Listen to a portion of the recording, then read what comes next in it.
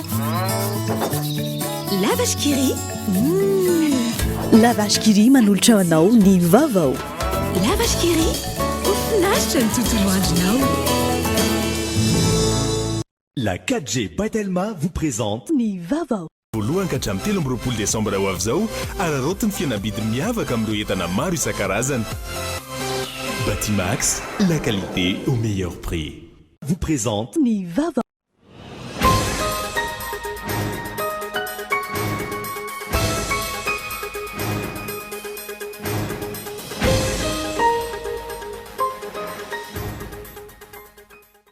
Fotoana zao irosona amin'ny asa miteraka vokatsoa mivantana amin'ny vahoaka sy ny firenena iray manontolo ahafana mampandroso ny firenena. Tonga eto amintsika ny fahazavana ahafahantsika manavotra sy mampandroso ny firenena. Hoy ny filohan'ny Repoblikan'i Madagasikara nandritra ny fanokafana tamin'ny fomba ofisialy ny fankalazana ny nahaterahan'ny mpamonjy ny alakamisy lasa teo. Na eo aza nefa izany, ilaina ary zava-dehibe ny fanomezan-tanana avy amin'ny isam-batan'olona. Ho fampitsarana ny resabe foronina momba ny lalàna no lanin'ny parlemanta farany teo, entina hiadiana amin'ny herisetra atao amin'ny vondron'olona marefo, na lahy na vavy, na zaza na olon-dehibe, namoaka fanambarana ny gouvernemanta malagasy ho fampahafantarana ny be sy ny maro. Teratany malagasy misy 530 saika hiditra ny tsokosoko-tany Mayotte ny tratehaky ny mpanaramaso ny faridranomasony Mayotte. Naverina taty Madagasikara ireo mpandeha misy 330 raha toka ny tazonina amponja any Mayotte ireo komanda ny ity sambo nitondra ireo mpandeha ireto. Ny toetrany ny fandresena azon'ny Bariany Madagasikara eo amin'ny fiadiana ny amboaran'ny ranomasimbe Indiana IFFOI 720 taranja baolina kitra vehivavy sokajy U20 hiatrika ny lalao famaranana ny ekipa malagasy ao anatin'ity fifantsanana ity. Any ivelany, roa volana teorina, mitoetrany ny fifandonany eo amin'ny mpitandro filaminana sy ny vahoaka ao Chili, ao an-toerana izay voalazan'ny firenena mikambana fa misy fampiasana hery tafahoatra ataon'ireo tompon'andraikitra ary misy fampijaliana fanolanana sy von'olona hoy ny ONU. Ny andinidinin'ireo avy hatrany ary.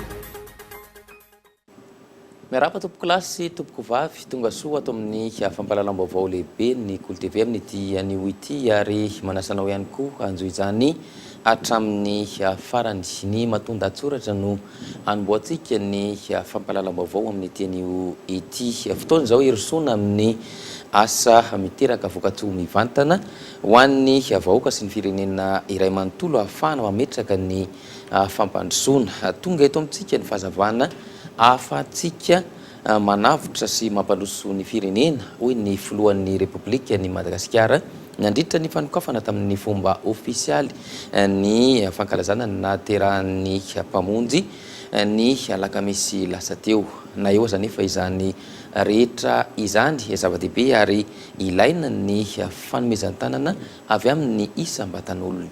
Raha ohatra ny fanadihadiana mahakasika izay. Hitondra fahazavana sy fiadanana ho antsika rehetra ny Noely.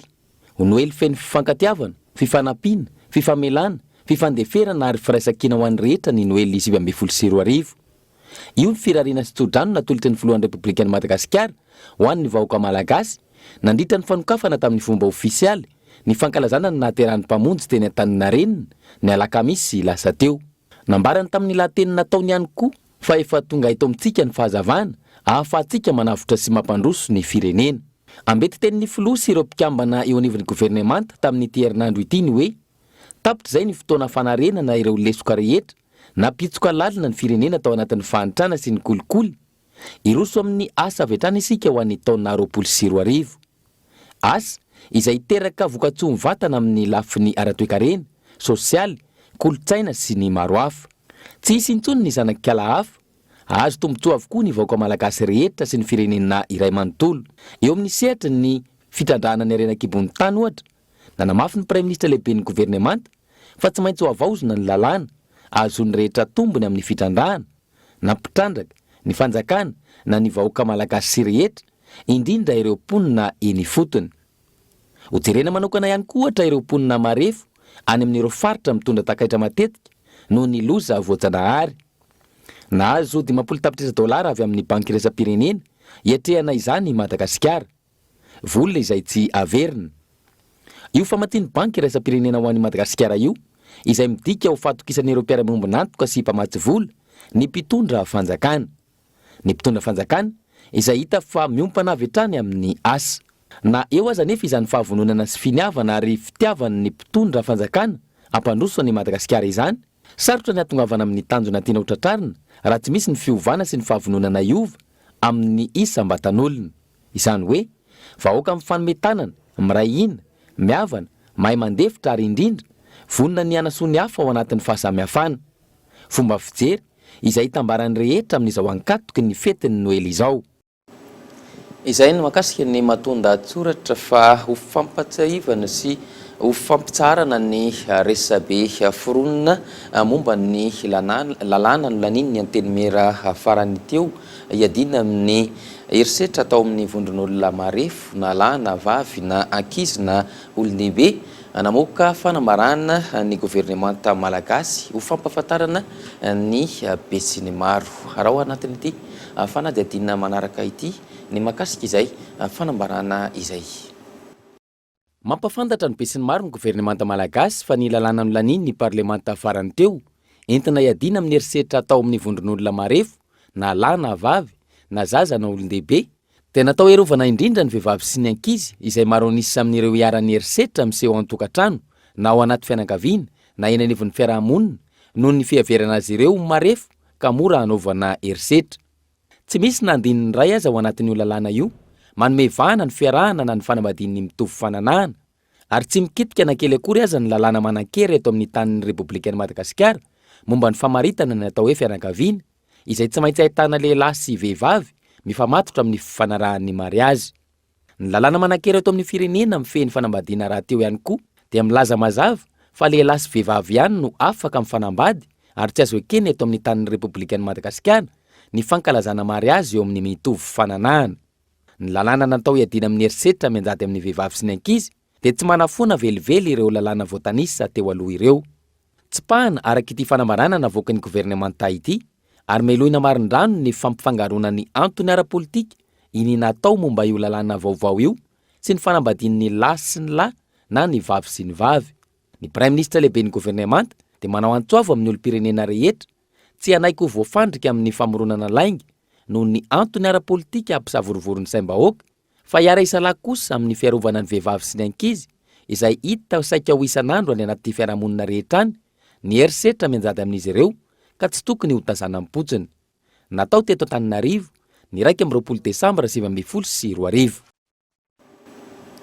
Antony maro samihafa no mahatonga ny disadisa ara-politika eto Madagasikara hoy kosa ny teo anivon'ny CFM nandritra ny famaranana ny feonambe farany amin'ny taona 2020 sy 2020 ity araka ny voalazan'ny lalàna mila ezaka eo amin'ny mpanao politika isan-tsokajany ny famahana izany olana izany raha ny fanazavana hatrany. Henri Floriano mitondra amintsika ny fanadihadiana mahakasika izay. Andraikitra goavana roa no sahan'ny CFM na ny Conseil du fampihavana malagasy eto amin'ny tanin'ny Repoblikan'i Madagasikara. Voalohany amin'izany ny fisorohana ny disadisa ary ny faharoa ny famahana ireo disadisa izay miseho. Antony maro raha nambarany teo anivon'ny CFM no mahatonga ireo disadisa ara-politika eto amin'ny firenena izay anaovana hetsika andravonana izany. Ao ny araka ny voalazana teo ny resaka ara-tantara. Lonilony, hoe mbola misy fanavakavaka ny samy malagasy. Teraka lonilony zay. Eo ny lonilony ara-toe-karena. Misy fatra hafa mbola mihevitra ny tenany ho atao ankilabao. Teraka lonilony zay. Fa zay kosa raha mahita raha atsika mari-pandrefesana na ny barometra anankiray afahantsika mandrefy ny hoe hatraiza moa ny fitoniana ara-politika dia ny resaka fifidianana. Ohatra lay tahaka eran'izao tontolo zao nisiany fandimbiasana ara-demokratika teto amintsika reny. Ny mpanao politika tompoko dia mpifaninana. Ohatra ny mpanao baolina kitra ary tsy maintsy misy zay faninanana zay ary zay ny amin'ny lalàna demokratika ka tsy hilazana antsika fa hoe rehefa misy ny fifaninanana dia hoe ataontsika hoe misy ny korotana fa maridrefy anankiray ao ny fisiany fitonina arapolitika, ny fisiany fifidianana milamina sy tony. Ankilany namoaka boky mitondra ny lohateny hoe fihavana ihany koa ny teo anivon'ny CFM izay nampahafantarina androany. Dia ohatra nalaina tahaka tamin'izany ny tatsy Andriambilany atsia Behenjy kilometra vitsivitsy mialana renivohitra izay ahitantsika fa mahomby tokoa ny fampiresahana amin'ny samy mpiaramonina. Ankoatr'ireo dia fahafantarana ny ezaka nataon'ny CFM sy ny asa ataon'ny CFM dia namoaka magazine ny CFM izay mitondra ny lohahevitra hoe fihavanana. Ty ny laharana voalohany ivoaka isaky ny telo volana izy ty dia ty ny laharana voalohany amin'ity volana Desambre ity. Ny fihavanana zay fanatsarana ny serasera ato amin'ny CFM ary hahafantarany mpiray-tandrazana ny asa iandreketan'ny CFM. Ankoatran'ireo moa dia fantatsika fa misy an'ireo site web sy ireo Facebook zay ato amin'ny CFM. Nandritra ny fivoriam-beno tanterahin'ireo mpikambana ihany koa no nanaovan'izy ireo tatitra fa maro ny ezaka efa natao nandritra ity taona 2024 ity amin'ny fampihavahana maro samihafa teto Madagasikara. Isan'ireo vahomiera mijoro eo anivon'ny CFM ny vahomeran'ny fahamarinana sy ny famotsoran-keloka. Misy 730 ireo antota taratasy voaray mahakasika ny famotsoran-keloka. Ny 4 amin'ireo no efa namoahan'ny fitsarana tampon'ny fanapahan-kevitra. Misy 730 ireo antota taratasy voarain'ny eo anivon'ny vahomiera mahakasika ny fanonerana sy fangatahana onitra voaray teo anivon'ity rafitra ity tamin'ity taona 2024 ity. Tsy azo irotorotoana ny fanampahan-kevitra maro samihafa izay ho raisina raha nambaran'ny filohan'ny CFM hatrany. Lafim-baovao hafa kosa teratany malagasy misy 530 izay saika hiditra antsokosoko tany Mayotte no hatrateky ny mpanaramaso ny faridranomasy ny Mayotte naverina taty Madagasikara ireo mpandeha misy 13 raha toa ka notazonina amponja ny Mayotte kosa ireo komandany sambo nitondra ireto mpandeha ireto. Araitsika ary ny fanadihadina mahakasika izay. Teratany malagasy misy 530 ahitana olon-dehibe 320, lehilahy 9 ary vehivavy 17 ary ankizy ny 12 ambiny saika hiditra antsokosoko tao amin'ny nosy Mayotte notratehaky ny mpanaramaso ny faridranomasiny Mayotte ny fiandohan'ny herinandro teo. 330 amin'ireo no mpandeha ary avy hatrany nalefa fiarahamanidina ny verina taty Madagasikara. Taorian'ny famotorana natao azy ireo raha toa ka nogadrainan'ny Mayotte kosa ireo kamondany sambo roalahy nitondra azy ireo. Ny sampandraraha misahana ny sistany sy ny fifindramonina avy eo anivon'ny polisy-pirenena ao Mahajanga no nandray antahana azy ireo teny amin'ny seranam-piaramanidina Amborovy Mahajanga nandritra ny fahatongavan'izy ireo ary niroso tamin'ny famotorana avy hatrany. Zao no roana ody an-tanindrazana zao araka ny fisarana izay navoakan'ny tribunaly tany an-toerana. Nandritra ny 5 andro any zareo no tao amin'ny centre de rétention de rehefa avy eo no nalefa tamin'ny roaplanina ody aty an-tanindrazana izao.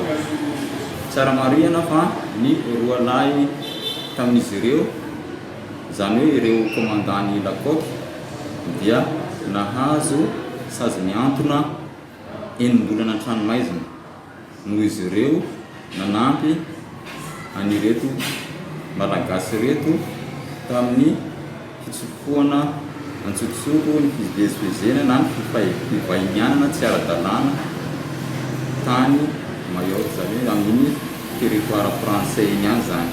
Efa nalefa niverina amin'ny toerana ny aviny avy izy 330 mianaka ireo amin'izao fotoana izao.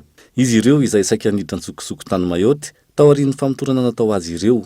Raha ny loharanom-baovao tsy afaka miditra ny territoire frantsay izy ireo mandritra ny taona maromaro. Ambany ny tampavitriana amin'ny fifidianana eto Madagasikara izay indray no nitondrany ny agence capsule sy ny Cool TV FM fanadihadiana ny amoka ny akamona no isan'ny antony voalohany mahatonga izany raha ny fanadihadiana natao arahoary ny mahakasika izay. Aminao, inona no mahatonga ny tampavitriana amin'ny fifidianana ambany eto Madagasikara? io no fanontaniana napetraky ny agence capsule niarahana tamin'ny Cool TV FM tamin'ny olom-pirenena 18 taona no miakatra ny fahatelo ka hatramin'ny fahadimy ny volana desambra teo. Tamin'izany no nanambarany ny 370 ireo nanontaniana fa kaminy hifidy fa menomenona na mitsikera no atao aorian'ny fifidianana. Ny 730 nanambara fa tsy maharesy lahatra ny olom-pirenena ny kandida ary ny 20 ambiny nilaza fa tsy liana amin'ny hoaviny antony mahatonga ny tapavitriana ho ambany. Ho an'ny mpandinika ny fiarahamonina nanontaniana, ny fiaramientan'ny rehetra no entina manarina izany, miainga amin'ny rafitra faratapany hatramin'ny isam-batan'olona. Vahaolana angambany dia tsy misy afa-tsy ny fiaramientan'ny rehetrarehetra mihitsy tsy ankanavaka.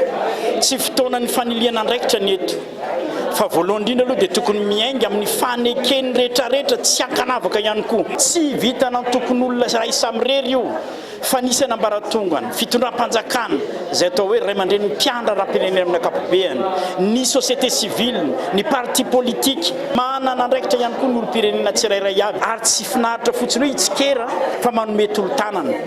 Araka izany, tsy tokony olo any andro amin'ny fitsikerana ireo antoko politika, fiarahamonim-pirenena sy fikambanana maro samihafa, fa andray andraikitra sy andresy lahatra ny olom-pirenena ny amin'ny mahazava-dehibe ny fandehanana mifidy. Lafim-baovao hafa kosa amin'izao ankatoky ny fetin'ny Noely sy ny asaramanitra izao dia nisy ny fizarana vary, menaka sy akoho ho an'ireo mpiasa teo anivon'ny ministera ny fanajarinan'ny tany, ny toeram-ponenana sy ny asa vaventy tamin'ity anio ity tsy ny teto an-drenivohitra ihany, nisy ihany koa ny tany amin'ny faritra. Raha ohatra ny fanadidinina mahakasika izay iarana amin'ny Henri Florien. Mpiasa eo anivon'ny ministera ny fanajarinan'ny tany, ny toeram-ponenana ary ny asa vaventy maherin'ny 2 arivo no nozaraina vary, menaka ary akoho amin'izao fankalazana ny fetin'ny Noely sy taom-baovao izao iaraha mifaly amin'ny fianakaviana. Arak'io, tsy ny teto Antananarivo ihany no nisitraka izany fa ny tany amin'ny faritra rehetra ihany koa. Mitovy daholo mpiara-miasa rehetrarehetra eran'ny Madagasikara satria iray antsika rehetrarehetra atao ministera ka mbola nandamina kely an'izay ka izay tsy somary nataraky teo mba hitovizany zoany tsirairay avy sy mba ahafahantsika rehetrarehetra miatrika ny fety na eo raha ny fahasaranana maro samihafa mba miatrika amin'ny fety mifaliana. Sarotsarotra fantatsika ny fitantanana sy ny telo-bola noho ny antony maro samihafa dia tsy maintsy narenina dia tao firenena. Kanefa nanao ezaka ny fanjakana, manao ezaka manokana tamin'ity mba ahafahany kasafanjakana rehetrarehetra misitraka n'izany fety ny naterahany tompo zany ao anatin'ny fifaliana miaraka amin'ny fianakaviana. Ny faniriana dia masamy havitany atratra ny taona vaovao ampifaliana daholo tsika rehetrarehetra. Nisy nandritra io ny fanomezana nomen'ny mpiasan'ny ministra sy ireo tompon'andraikitra ambony ao amin'ity ministera ity ho fisaorana sy firarintsoa azy ireo. Tafajory ihany koa ankilan'ny vaomeran'ny sosialin'ny mpiasa eo anivon'ny ministera. Ankoatran'ny firarintsoa, nanamafy ireo mpiasa fa hiarahana tratra ny tanjona apetraky ny fitondram-panjakana. Totosa ny maraina teo ihany koa ny fanolorana ny loka ho an'ireo atsara vitana tamin'ny lalao tombola no karakarainy ny Cinepax Ambodivona ho an'ireo mpanjifany.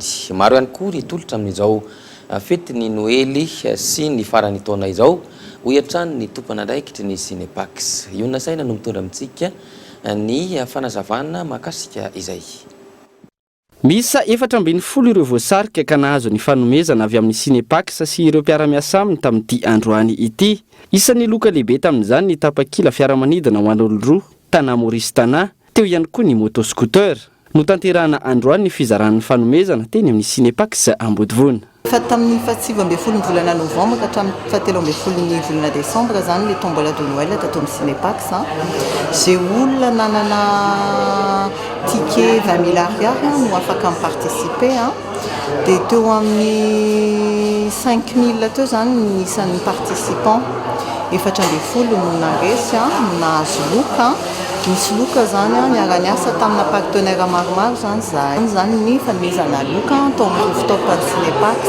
Tsara mariana fa Cinepax akoatra maha sinema anazy hoe manana efitrano anaky efatra mivotalata ka hatramin'ny alahady midy isaky ny latsinainy amin'ity tafiditra anatin'ny fetin'ny krismasy dia misokatra izay alatsinainy fa ny 25 izay ny midy dia Cinépax koa mandray mpanofa misy olona zany afaka manofa ny salle de cinéma raha tianao projection privée na koa izy tianao présentation na conférence de presse. Amin'izao fetiny Noël sy ny farany taona izao misy ny tolotra miavaka atolotra ny Cinépax ireo mpanjifany.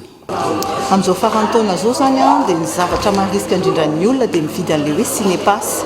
Cinépass zany carnet izy io dia carnet miisa 5 miisa tika ao anatiny na miisa 10 dia reny no ataon'ny olona cadeau de Noël mba miova amin'ilay kilalao zany dia io ticket Cinépass io manakery enim-bolana zany hoe raha androany izy ny azonao dia mbola enim-bolana ianao misafidy an'izay film tianao jerena izay vao mieritreritra ny ampiasa anazy.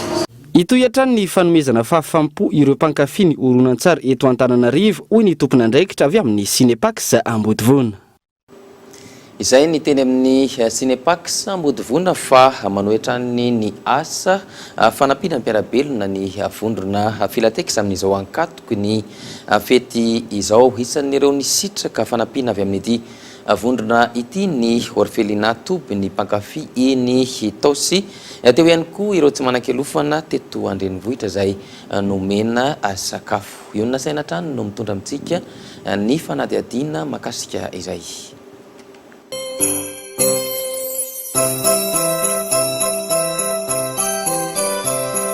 Isan'ireo mpisehatra amin'ny fitaizana ireo zazak'ambotsy sy tanora ary olona manantena eto Antananarivo ny orphelinat ny mpamafy Taosy. Ankoatra ny mahatoeram-pitaizana azy, toeram-ponenana ihany koa ity akany ity.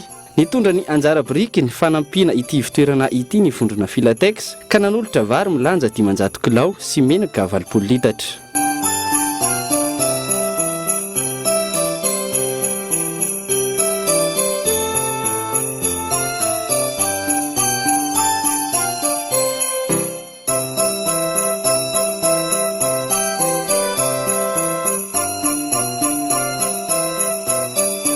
Taorin'izay nitoy tamin'ny fizarana sakafo ho an'ireo olona tsy manan-kelofana eto Andrenivohitra ny fotoana.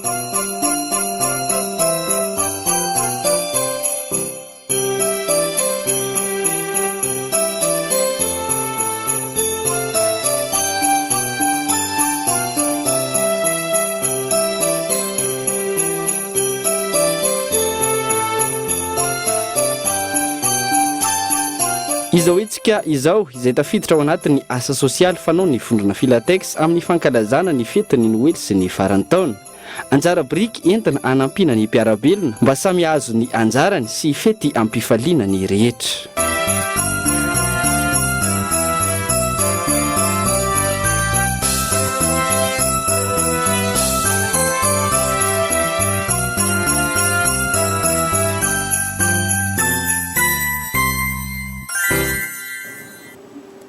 Fa ankoatra ny fanampiana nataon'ny vondrona Filatex tamin'ireo fianakaviana sahirana sy tsy manan-kelofana nitondra fanampiana ihany koa ho an'ireo ankizy teny amin'ny hôpitaly n'Ambohimiandra ity vondrona ity tamin'ity androany ity ary etsika izay tafiditra atrandry ao anatin'izao fanampiana ny mpiarabelona amin'izao ankatoky ny fety izao. Io nasaina trano no mitondra ny fanadihadiana mahakasika izay. Teto amin'ny hôpitaly Ambohimiandra indray no nanohizany vondrona Filatex ny asa sosialy fanaony. Fotoana izay nitondrana fanampiana ho an'ireo ray aman-dreny mitsabo ny zanany eto amin'ity toerana ity. Nitarika ny délégation avy amin'ny vondrona Filatex ny Italie Générale niaraka tamin'ilay mpilalao frantsay fantadazy eo amin'ny taranja baolina kitra Florent Malouda. Fahatongavan'ny fetin'ny Noël izao zany dia raky nitanareo teo tonga teto ny groupe Filatex nitarian'ny Italie Générale-nay.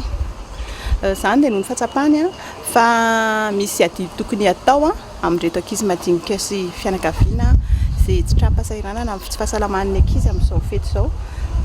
Mba hamezana fifaliana ho an'ny ankizy ho an'ny ray aman-dreny hanamahivanana fahasahiranan'izy ireo satria izy ireo efa tsapa fahasahirana amin'ny fitsaboana sy ny fitadiavana ny fanafody ho an'ireo zaza ireo dia tonga teto izahay nitondra ronon-jaza le infantile araka ny sokajy taona ny ankizy tsirairay avy sy akanjo sy kilalao izay zaza araka ny sokajy taona ny tsirairay avy ny anton'izay safidy izay dia ny ronono raha malala fa fahalafo nefa ny ilaina amin'ny fitombon'ny zazakely dia izay mahatonga ny aina amian'le ronon-jaza dia ny kilalao mahakizy azy koa dia ao anatin'ny développement ny ankizy zany ny milalao mba mena akanjo koa izy mba na dia aty amin'ny hôpitaly ary izy hoe marary aty dia mba manao akanjo tsara mba manao mahafinaritra izy eo anatrehany izay zavatra izay zany mba misy fifaliana kely amin'ny any na dia hoe marary ary izy nankasitraka izao fitsimbilana azy ireo ray aman-dreny sotra betsaka indrindra tompoko amin'ny fanomezanareo zao zava-dehibe nomenareo anay izay dia Andriamanitra manankarepahasoavana homba sy hitay ary hanome sosi tsara mba hitiavana an'ireo zaza marary rehetra dia ny engane mba samy hanana ny fahasalamana daholo dia ho tratriny amin'ny taona indray fa ho lasa nyty taona 20 sy 2 ty ny rofirofo rehetra. Mankasitraka tompony amin'ny fitiavana misaotra indrindra. Mankasitraka anareo dia misaotra betsaka ny amin'ny fanomezana. Fihetseham-po moa dia tena falidefaly dia misaotra ny zareo nanatsiaro anay amin'izao nakatoko ny fety izao dia misaotra indrindra tompo. Nanamaivana ny fahasahiranan'ireo ray aman-dreny mitsabo ny zanany eto amin'ny hôpitaly Ambohimiandra araka izany izao fanampiana avy amin'ny vondrona Filatex izao. Mialohan'ny anoizantsika ny fampahalalam-baovao sy ny fampitana vaovao mahakasika ny lafiny sosialy dia andelo isento kely amin'ny reto dokavarotra ireto isika oren'izay dia iresaka ny vaovao mahakasika izay sosialy izay eo ihany koa ny vaovao mahakasika ny fanatanjahantena sy ireo maresaka avy any ivelany Ndahoary.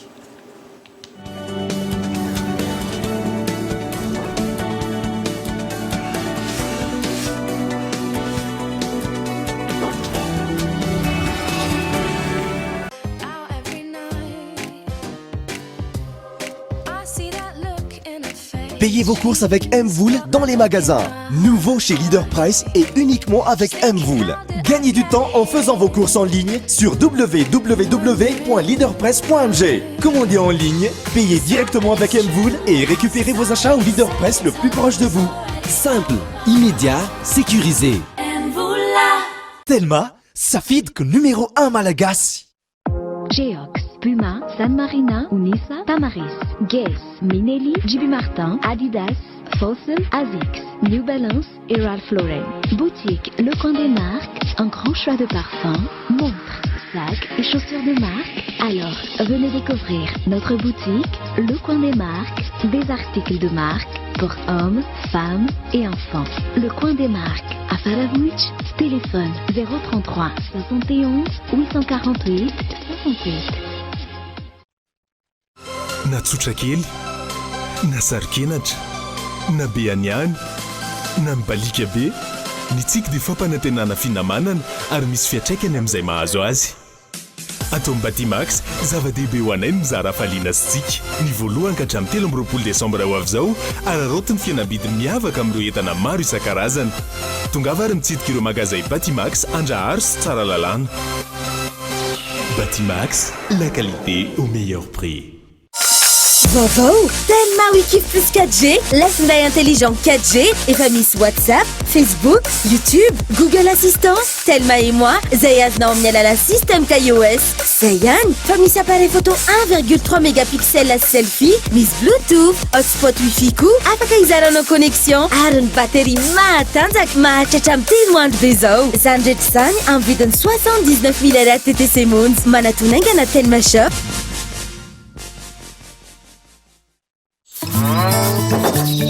La vache qui rit, sady matsiro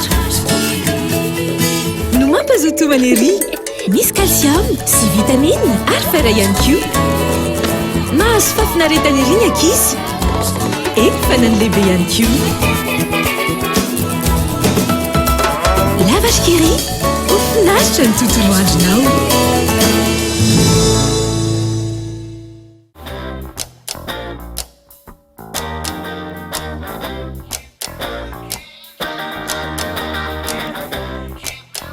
Dans la vie, Il y a ces petites choses qui peuvent faire notre bonheur. Comme cette envie qu'on satisfait. Ce rêve devenu réalité.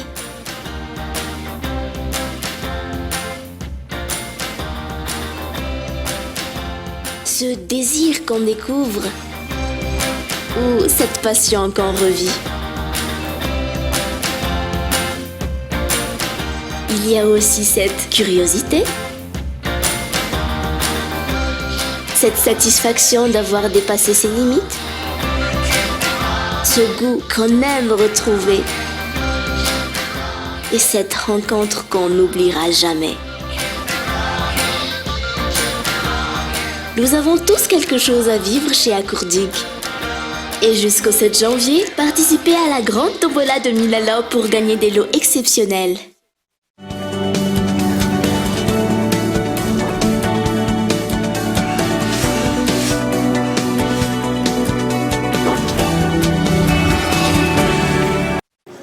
Taverina indray eto anatin'ny fampalalam-baovao isika pejin'ny fampianarana no tosokafana tamin'ny fomba ofisialy tao an-talà ny tao am-pianarana 7 sy 20 any faritra Sava nanokatra izany tany an-toerana na minisitry ny fanabeazam-pirenena ny fampianarana teknika sy ny fampiofanana arakasa izay nodroniny ireo fianakaviambeny ny fampianarana ny an-toerana nandritra io fandalovan'ny ministra tany an-toerana io no nahitana sekoly misa 5 izay notokanana tamin'ny fomba ofisialy ho fanatanterahana ny velorano filoham-pirenena amin'ny fisian'ny sekoly manatona vahoaka. Ankoatr'izay fitaovana marobe no nomena ireo sekoly miankina na tsy miankina amin'ny fanjakana atao amin'ny faritra Sava toy ny solosaina sy ny maro hafa nandritra ny 3 andro nanovana ny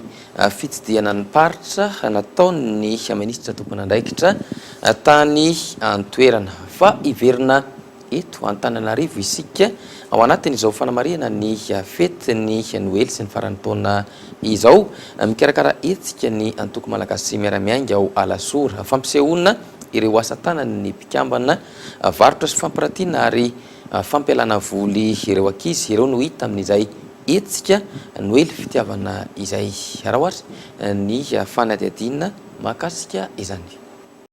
Fiara-mifaly fampisehoana ireo fahaiza-manao fialamboly ho an'ny ankizy ireo no isan'ny hita mandritra ny etsika Noely fitiavana karakaray ny antoko malagasy miaramiainga sy ny fikambanana vehivavy malagasy miaramiainga eto Alasora nanomboka omaly ary tsy hifarana raha tsy ny talata izao.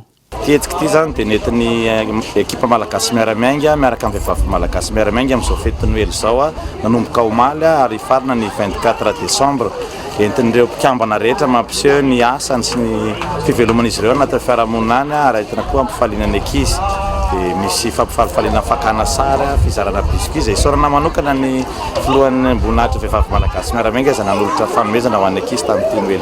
Araka izany samy mahazo ny anjarany avokoa na ny lehibe na ny ankizy amin'ity etsika Noely fitiavana eto Akandratombo Alasora ity.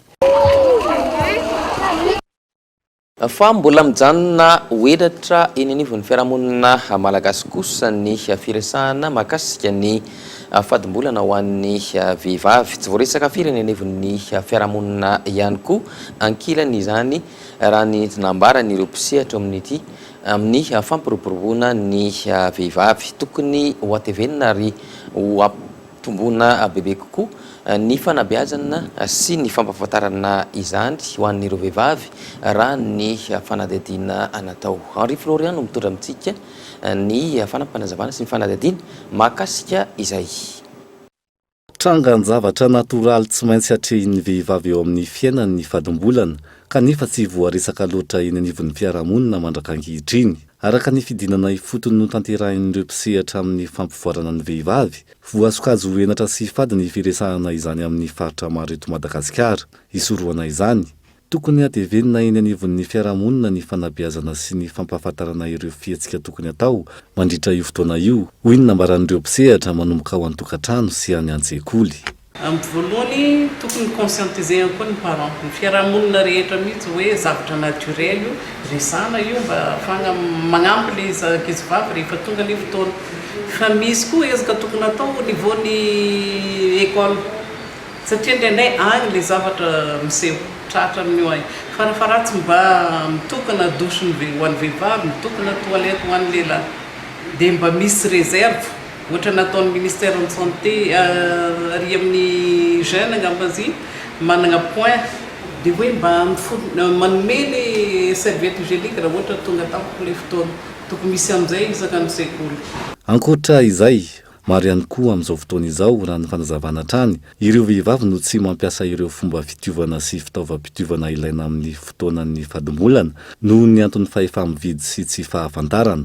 Raha tsy ahivina ny farana tamin'ity volana desambra ity ny fanamariana ny 40 andro iadina amin'ny herisetra mianjady amin'ny vehivavy isan'ny loha hevitra voaresaka maneran-tany tao anatin'izany ny mikasika ny fahasalamana ara-pananahana tafiditra amin'izany ny fadimbolana. Nisy ny atrikasa ny arahana tamin'ny Gender Links Fédération namsahana ny fampiroboroboana ny vehivavy sy ny ankizy ary ireo fikambahana samihafa ampisehatra amin'ny fahasalaman'ny tanora. Ny titim-panjakana nametraka ny sampana mpanara-maso sy ny sakafo sy ireo zava-pisotro indray no resahana aminao atao anatin'ny zanam-pandarana ny lasa ataon'ny fampahalalam-baovao ny Cool TV fametrahana sampana fanaraha-maso izay tany Mahajanga ny taona 4,750 raha avetrany ary. Nraika amin'ny 20 Desambra 4,750 nivoaka ny tetim-panjakana nametraka ny sampana manokana itsikilo sy anara-maso ireo sakafo zava-pisotro rehetra namidy teny amin'ny tsena izay natao jifainimponina tao anatin'ny commune Ambonivohitra Mahajanga. Commission de contrôle des denrées no niantsona azy araka ny voafaritra ao amin'ny andinin'ny faharoa amin'io tetim-panjakana io. Isan'ny mpikambana ao anatin'ny komisionna io ny mpivarotra fanafody na pharmacien tao amin'ny hôpitaly Miaramila, ny filoha, vétérinaire sy ny commissaire ny polisy. Na izany aza araka ny andinin'ny fahaefatra mitazona tranony andraikitra sahaniny amin'ny mampanara-maso ny abatoara sy ny tsena azy ireo vétérinaire mpikambana ao amin'ilay komisionna. Anjaran'ny komisionna tamin'izany fotoana ny mampafantatra ny fandikan-dalàna amin'ny manam-pahefana. Ireto farany avy eo no manome ny sazy araka ny lalàna manan-kery sy ny fitsipika ifampiafehezana. Araka ny andinin'ny fahaenina amin'io tetim-panjakana io, afaka manao ny asany amin'ny fotoana rehetra ireo mpanara-maso na ihany koa raha misy ny fitarainana voaray. Ka ireo entana tsikaritra fa tsy madio ary mety hitera-doza ho an'ny mpanjifa dia gajaina avy hatrany ary ariana any amin'ny voaria araka ny andinin'ny fahafito amin'io tetim-panjakana io hatrany. Niara-ny fanaraha-maso ihany koa ireo sakafo atolotra ny mpanjifa ka tsy azo atao ny mivarotra azy raha tsy nahazo fanamariana fa madio sy azo antoka. Ny sekretera jeneralin'ny fitantanan-draharaha sy ny lehiben'ny faritra Mahajanga no voatendry araka izay mifanandrify azy avy ampiatra io tetim-panjakana io. Ny fandarana ny lasa dia rahanao eto amin'ny fampahalalam-baovao ny kolo isaky ny sabotsy. Fa amin'izao ankatoky ny fetin'ny krismasy izao dia maro ireo fikambanana olon-tsotra mpandraharaha sy ireo tsara sitrapo rehetra izay manangona ny voatsirambin'ny tanana ho fanomezana ireo marefo sy sahirana androany.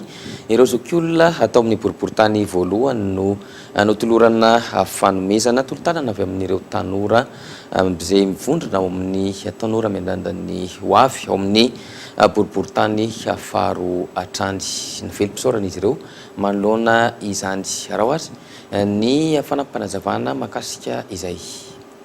Voalohany indrindra aloha dia misaotra an'Andriamanitra sady misaotra anareo satria natsiaro anay zokolona tamin'izao vanim-potoana krismasy izao ary manarakaraka izany koa dia misaotra ny coach Krishna ny tenanay zokolona satria natsiaro tanteraka anay zokolona tokoa izy ireo amin'izao fety krismasy zao dia nahazo anjara tokoa zay mba miara-sambatra amin'ny vahoaka tsiraray avy ny tenanay dia zava-dehibe ary dia mankasitraka Andriamanitra mpiadanana netoko hitatana ny fiainanareo tsiraray avy indrindra fa ianareo tanora miandrana ny hoavy izay eto amin'ny hita masina eto zao dia voninahitra moa dia an'Andriamanitra fa dia misaotra indrindra tompoko. Ny hetsika izay natao moa androany dia hoe krismasy samy faly ny tonotaona ohatr'izao amin'ny maha malagasy dia natao atsiarovana ireo zokiolona sy ray aman-dreny ny safidy a ny ampifaly a reo zokiolona izay TMH eto amboribory tany voalohany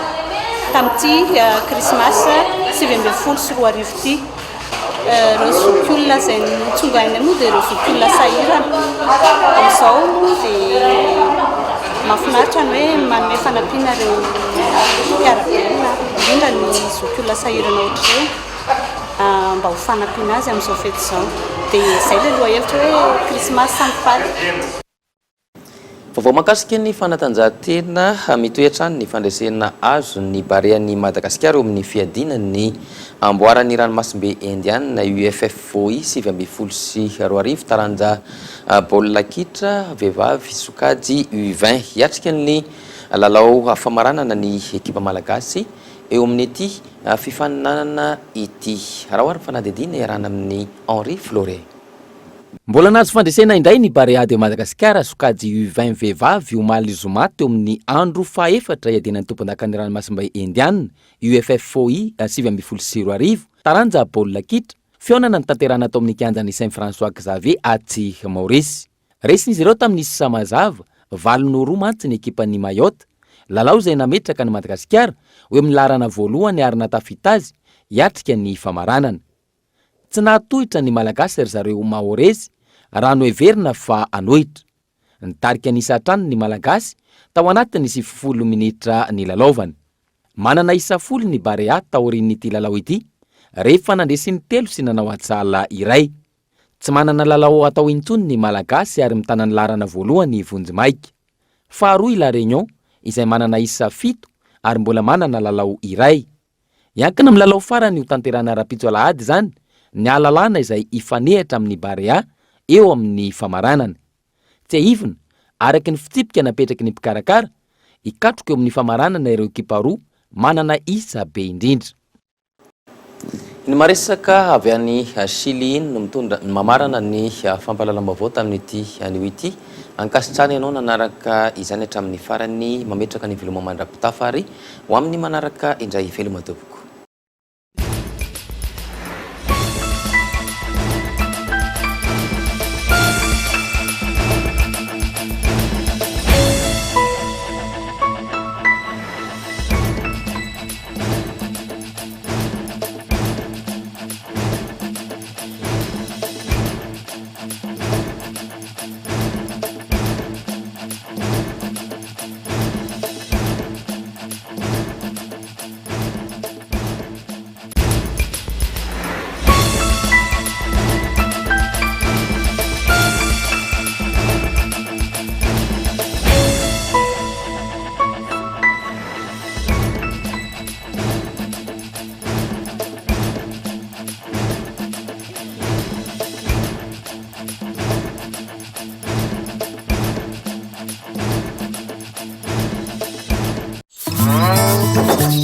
Lavage Kiri.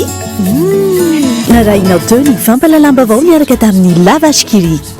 Lavage Kiri, ofinaritra ny tontolo andronao.